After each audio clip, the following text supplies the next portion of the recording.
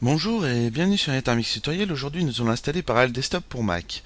De là, vous ouvrez votre navigateur Google Chrome, Safari, Firefox ou Opera. Moi, je suis sous Opera. Et de là, on clique sur le site de parallèle.com. On vérifie bien parallèle.com. Une fois qu'on est sur le site, on voit marqué Tester. On clique sur Tester. De là, on clique sur Enregistrer et on enregistre notre Parallel Desktop. Moi, j'ai déjà téléchargé pour aller plus vite pour le tutoriel. Et de là, on peut le voir dans mon onglet Download, dans le dossier Download. De là, on fait clic droit Ouvrir. Et ici, sur le petit boîte en carton, on fait clic droit Ouvrir. Voilà, il nous dit que l'application provient d'Internet. On clique sur Ouvrir. Et ça va installer Parallel Desktop. Voilà, il nous dit qu'il y a une mise à jour. On clique Télécharger et installer la mise à jour.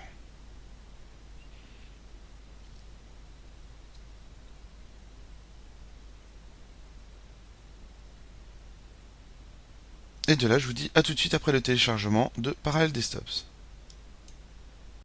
Il nous suffit de cliquer sur le contrat de licence, on l'a lu au préalable et on accepte. De là, on tape le mot de passe de son ordinateur. Et je vous dis à tout de suite. Sur ce panneau, il nous demande la clé d'activation. Vu qu'on n'a pas reçu d'email ou rien, on va aller obtenir une clé d'activation. On clique sur le bouton. Et de là, il nous demande notre email. Une fois qu'on a rempli ça, on va recevoir par email la clé d'activation de Parallel Desktop. Une fois qu'on a rentré et qu'on a mis obtenir la clé, on peut voir le message comme quoi ça a bien été activé. On clique sur OK. Et voilà. Alors de là, il nous dit installer Windows ou tout RSS à partir du DVD ou du fichier image avec le petit dessin. Alors c'est ce que nous allons faire. On peut télécharger gratuitement Windows 8 à partir de là si on en a envie. On peut aussi tester gratuitement les OS comme Chrome ou télécharger gratuitement Ubuntu. Alors c'est vraiment très bien fait. Moi j'aime bien le menu de Parallel Desktops. Et de là, on va cliquer nous sur continuer. Donc là, ça va nous créer notre nouvelle machine virtuelle. Il nous demande d'insérer le disque. Alors on a le choix. Soit vous prenez par votre lecteur, ça représente le lecteur de mon ordinateur, ou on peut choisir par un fichier image. Alors ce qu'on va faire, c'est qu'on va choisir un fichier image et on va prendre le dernier Windows 8. Donc on met choisir. Voilà. Et de là, on arrive dessus. Alors moi, je vais aller chercher tout ça et je vous dis à tout de suite. Ici, on peut voir le Windows 8 en point ISO. Dedans, nous allons charger à chaque fois des points ISO. Donc, vous sélectionnez votre point ISO qui se trouve sur votre ordinateur, suivant le dossier où vous l'avez mis. Et de là, vous cliquez sur Ouvrir. Là, notre Windows est chargé. On clique sur Continuer. Ici, il nous demande la clé de licence de notre Windows 8. Alors moi je ne vais pas la rentrer vu que c'est pour une phase de test. Si vous l'avez, vous rentrez la clé de licence de votre Windows 8 dans le champ. Donc vous n'avez pas besoin de décocher cette case. Sinon, si vous voulez pas mettre la clé de licence, vous décochez la case et le bouton continuer apparaît. On clique dessus. Voilà. Donc là il nous dit ce qu'on veut faire. Donc on a le choix, si on veut qu'il fonctionne comme un Mac ou comme un PC. De toute façon, nous ce qu'on voudrait, c'est qu'il fonctionne comme un PC.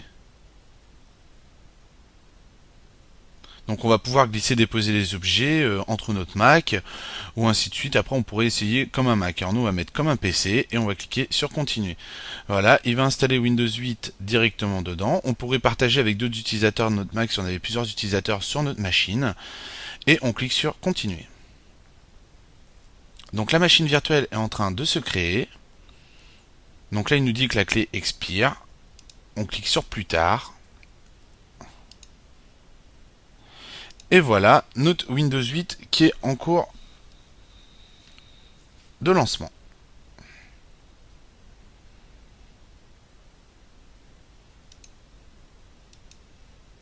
Alors je vous fais pas voir l'installation de Windows 8, mais vous voyez il est en train de copier les fichiers, j'ai rien fait d'extraordinaire. Et voilà, il n'y a rien eu besoin de faire, et nous avons notre Plesk qui est directement ici. Alors vous voyez, je peux très bien agrandir mon bureau par là si j'en ai envie. On peut aussi régler les paramètres si on en a envie. Vous voyez que là on a tout un tas de paramètres. On peut voir les touches si on a besoin des touches. On peut voir les USB, les ports USB qui sont connectés. Ici on voit le Bluetooth controller, le keyboard. Là mon casque avec mon micro avec lequel je suis en train de vous faire le tuto. Alors là, voilà, il est en train de se lever complet. Alors je vais couper le temps de fermer toutes les fenêtres. Nous allons regarder vite fait les paramètres de Parallel Desktop pour Mac. De là, on fait plus, vous voyez que ça va se mettre en grand, ça va redimensionner automatiquement le bureau de façon à ce qu'il soit plus ergonomique. On peut vraiment faire pas mal de choses dans notre parallèle. Alors, on va le remettre en petit. Et de là, vous voyez, il se redimensionne tout seul. Vraiment très très pratique. De là, si on veut notre bureau, on revient ici. Vous voyez que c'est très très fluide. On peut aller aussi... hop, alors, dans l'angle, on voit bien les paramètres de notre Windows 8. C'est très très très fluide. On peut retrouver la barre en cliquant en bas aussi, pareil, hein. On se pose dessus et on voit la barre qui apparaît. Alors comparé à VirtualBox, il y a une grosse différence. Et de là, de toute façon, je ferai un petit fight entre VirtualBox et Parallel pour voir vraiment la puissance de Parallel comparé à VirtualBox. De là, nous allons arrêter notre machine. Donc pour ça, il suffit de cliquer sur arrêter. Donc bien sûr, on aurait pu la suspendre, et ainsi de suite. Là, on voit qu'il est en cours d'arrêt, donc il va s'arrêter proprement.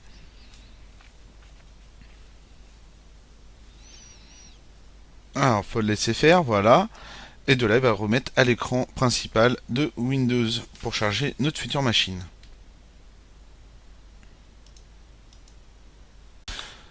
Nous revoilà après un arrêt de notre machine. Alors bien sûr, vous aurez pu voir, ici il y avait plusieurs autres menus, hein. On pouvait la mettre en veille ou l'arrêter. Et de là, donc, on va voir ça tout à l'heure. Alors de là, on voit notre machine Windows 8 virtuelle. Donc là, c'est une machine virtuelle. Nous, ce qu'on voudrait maintenant, ça serait créer une nouvelle machine. Donc vous cliquez sur l'icône de Parallel Desktop. Vous voyez que là, la machine n'est pas lancée, hein. Elle est toujours en mode prêt au démarrage. Et de là, on clique sur Nouveau. Alors bien sûr, tout à l'heure je vous ai pas fait voir, mais on aurait pu, exemple, sélectionner Ubuntu. Si vous n'avez pas Ubuntu, que vous l'avez pas téléchargé, vous pourrez directement cliquer ici et ça va télécharger directement depuis le site de Ubuntu. Alors après, bon, vous avez peut-être pas forcément Ubuntu, c'est peut-être d'autres... vous avez peut-être des images ISO que vous voulez charger à l'intérieur. Alors ce qu'on va faire, on va charger une nouvelle image ISO à l'intérieur. Donc même principe, hein, on refait la même chose et de là, on va choisir notre image. Donc je vous dis à tout de suite après avoir sélectionné mon image. Donc là, vous voyez, j'ai cliqué pour sélectionner mon image, hein. Il a déjà gardé les paramètres où étaient stockées toutes mes images. Alors le mieux, c'est de faire comme moi, de stocker toutes vos images à l'intérieur. Et de là, nous allons installer la Ubuntu 12.04 qui est ici. On clique sur Ouvrir, on clique sur Continuer. Alors, je vais vous donner une petite astuce. Ici, on voit installation express. Moi, je vous conseille pas de faire ça. Je vous conseille de décocher la case et de faire l'installation directement depuis Ubuntu.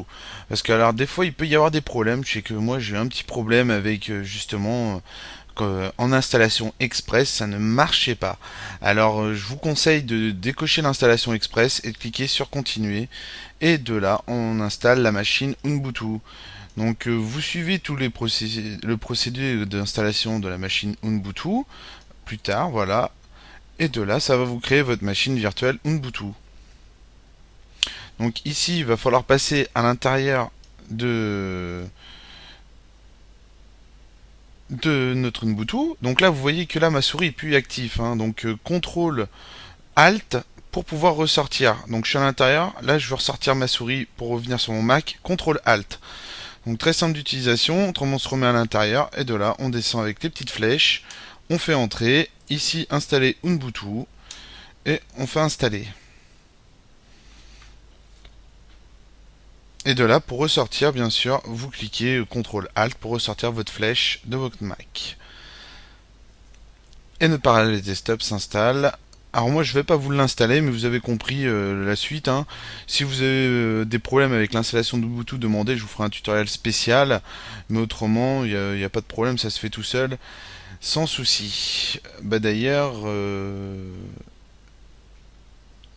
voilà, vous mettez, allez je vais vous le faire au pire, vous mettez en français. Voilà, connecté, vous cliquez sur continuer. Ici pareil, on clique sur continuer. De là, on clique sur installer maintenant. Et de là, il n'y a plus qu'à attendre que le processus s'installe, hein. Il y a juste à cliquer sur continuer ici. Vous choisissez votre fuseau horaire. Voilà, continuer.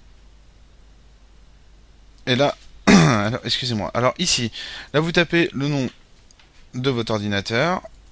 vous tapez un mot de passe pour votre ordinateur. Et de là, vous cliquez sur continuer. Donc bien sûr, on aurait pu chiffrer mon dossier personnel si on veut que ça soit bien protégé, hein. C'est au choix. Et de là, voilà, c'est parti pour l'installation. Il y en a pour une petite heure. Donc je vais couper tout ça, moi, et on va continuer sur Parallel Desktop. De là, exemple, vous pouvez sur votre machine, alors là ma machine Ubuntu, vous voyez que j'ai 3 machines Ubuntu, une qui est en cours d'installation qui est démarrée, là on voit bien la différence, qu'elle est démarrée, là c'est non démarré. Vous pouvez cloner votre machine. Exemple, moi j'ai créé après avoir fait l'installation de cette machine, votre machine est entièrement vierge et vous allez pouvoir travailler sur cette machine. Mais vous allez dans l'avenir stocker des choses dedans et vous voudrez peut-être l'effacer comme moi pour mes tutoriels et recommencer sur votre machine. Pour ça, il vous suffit de cliquer non c'est pas là, hop, c'est ici, voilà, une fois qu'on est là, donc là vous allez pouvoir cloner votre machine. Donc ça veut dire que vous allez pouvoir reproduire une copie fidèle de votre machine que vous avez créée. Ça vous évitera de recréer des machines à chaque fois. Donc je vous conseille de travailler avec vos machines clonées plutôt que de celles d'origine. Ça évite de repasser directement à recréer à chaque fois des machines virtuelles. De là, vous pouvez supprimer la machine si elle vous dérange. Là, vous voyez cette machine, si elle me dérange, je clique supprimer, ça va la supprimer. Après, qu'est-ce qu'on peut faire d'autre avec ça? On peut démarrer la machine à partir de là. Bon, ça, c'est pas très intéressant. Mais on peut par contre accéder à la configuration de notre machine. Ça, c'est plus intéressant. De là, on peut modifier le nom de sa machine. On peut choisir le nombre de cœurs par rapport à sa machine. On peut modifier la mémoire, donc la taille de RAM pour sa machine. On peut aussi configurer d'autres choses à l'intérieur. Ici, c'est tous les paramètres de la machine en elle-même. Donc, vous allez avoir des facilités ou si vous voulez faire plus de sécurité. Si on veut quitter, exemple, notre machine, on quitte en plein écran. Après, bon, il y a plein d'autres options. Je vais pas toutes les détailler, hein. Vous regardez, c'est hyper simple d'utilisation. En plus, c'est tout en français. Donc, il n'y a rien de compliqué. Ici, vous mettez en transparence, si vous voulez un peu plus de transparence sur votre machine. C'est vraiment au choix. Après, nous avons tout ce qui est matériel. Par exemple, si on va dans l'audio, moi, je vais vouloir écouter tous les bruits de ma machine virtuelle. Je voudrais qu'elle sorte dans mon casque. Donc je vais sélectionner mon Logitech Headset, USB Headset, et de là vont sortir directement dans mon casque audio. Ou pareil, en entrée, vous pouvez configurer votre Logitech USB Headset comme moi, ou ça peut être un autre casque, hein, vous le configurez pour l'avoir en entrée. Si vous voulez pas de périphérique audio connecté, vous décochez la petite case, ainsi de suite pour les autres périphériques, hein, vous pouvez modifier pas mal de choses. Quoi vous dire de plus? Ben, je pense qu'on a fait le tour à peu près de tout ça. La chose qui est plutôt pas mal, c'est que vous pouvez la mettre en plein écran. Alors ça, on ne l'a pas vu. Ce que je vais faire, c'est que je vais démarrer la machine virtuelle Windows. Donc, voilà, je viens de charger mon Windows. Maintenant, je vais allumer Internet Explorer. Et je vais vous faire voir le mode bureau intégré, qui s'appelle pour parler desktop le mode cohérence. Donc, petit logo de gauche, mode cohérence. De là, on va voir notre panneau Internet Explorer qui va être directement sur le Mac sans les barres de Windows. Alors ça peut être très pratique comme mode, comme ça ne peut pas être forcément pratique. Ça dépend de ce que vous voulez faire avec. Pour l'arrêter, vous allez soit dans Affichage, quitter le mode cohérence. Autrement, tout simplement, CTRL commande C. De là, on va revenir de base. C'est comme si on veut mettre en plein écran. On a deux choix. Soit on clique ici, on est en plein écran. Et pour quitter le mode plein écran, on fait CTRL commande F. Donc là, je vais faire CTRL commande F. Et si je veux revenir en plein écran, CTRL commande F. Vous voyez que on revient. Alors si cette fenêtre vous embête, vous cliquez ne plus afficher ici, c'est au choix, ou vous pouvez la laisser. Et de là, voilà, nous sommes revenus à la base.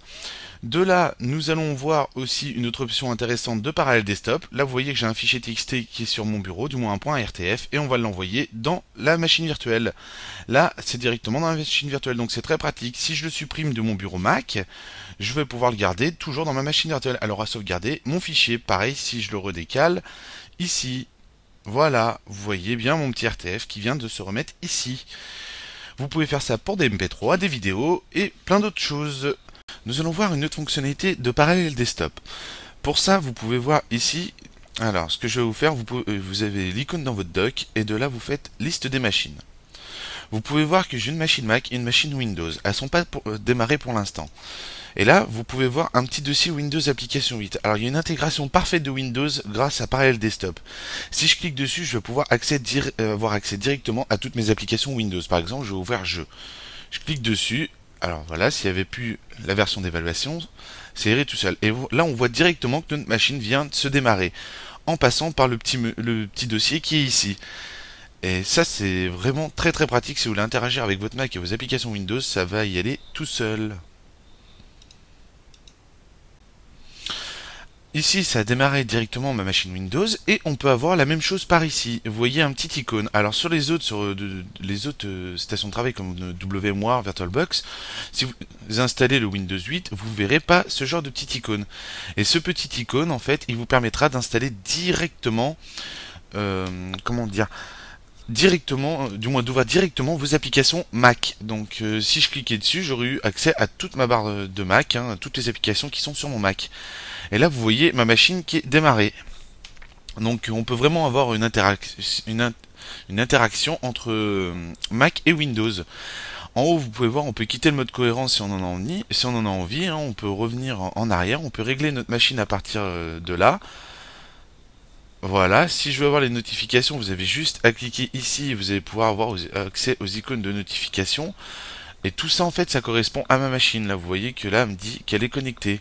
Donc ça, c'est les fonctionnalités de Windows qui sont en plus. Si je clique sur le volume, je vais pouvoir régler le volume de ma machine Windows.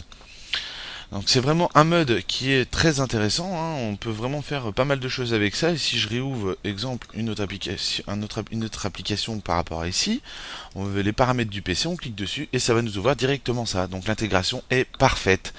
Et ça, c'est vraiment très très bien. Maintenant, je vais vous démarrer ma machine Mac. Donc voilà, on a juste à cliquer sur le petit icône ici ou clic droit à démarrer et configuration de notre machine. On peut lui affecter une petite couleur aussi si on en a envie, hein. Si moi je veux qu'elle soit en violet, voilà, on l'aura en violet, c'est plus pratique, hein, si on veut se repérer dans ces machines. De là, on clique sur démarrer et plus tard. Et là, nous allons voir que je vais avoir un bureau Mac dans mon Mac. Et ça, c'est une fonctionnalité que j'apprécie beaucoup. Si on veut faire des essais sur Mac, et ben on peut, par rapport à ça, faire des essais sur Mac. Alors par contre, petite précision, quand vous allez créer une nouvelle machine, alors on va voir ça, on fait fichier nouveau, de là, on va le prendre par ici, et on clique ici. Une fois qu'on a fait ça, en fait, on va devoir se connecter à l'Apple Store. Alors si vous n'avez pas un compte sur l'Apple Store, il faut en créer un, si vous êtes utilisateur Windows. Vous allez devoir créer un compte et acheter le OS X Lyon. Autrement, vous ne pourrez pas faire des essais sur le OS X Lyon. Voilà, c'était juste la petite parenthèse, hein. Et de là, on voit la machine qui démarre. Alors après, vous pouvez faire aussi clic droit ici, retrouver d'autres options. Vous pouvez le mettre garder dans le dock si vous en avez envie, hein. Moi, c'est ce que j'ai fait, j'ai mis en garder dans le dock. On peut avoir accès aux préférences directement de notre parallèle desktop, hein, les préférences qui sont ici, là, dans le menu parallèle desktop, préférences. Et après, bien sûr, on peut créer une nouvelle machine à partir de là, ou afficher la liste des machines, comme j'ai fait pour avoir ici la liste des machines. Et voilà, vous pouvez voir que mon Mac est émulé directement dans mon Mac. Et ça, c'est vraiment une très grande fonctionnalité, hein. Si on clique dessus, c'est hyper fluide. Et de là, on peut se balader directement dans nos machines virtuelles. Donc ça peut servir pour des tutos, pour faire des essais, ou pour installer des applications dans votre machine virtuelle avant de les installer sur votre Mac. Voilà, je pense vous avoir tout fait voir par rapport à du moins Parallel Desktop, hein. Si j'en oublie, mettez-le dans le commentaire, précisez ce que j'aurais oublié. Et je vous dis à bientôt sur NetArmix Tutoriel.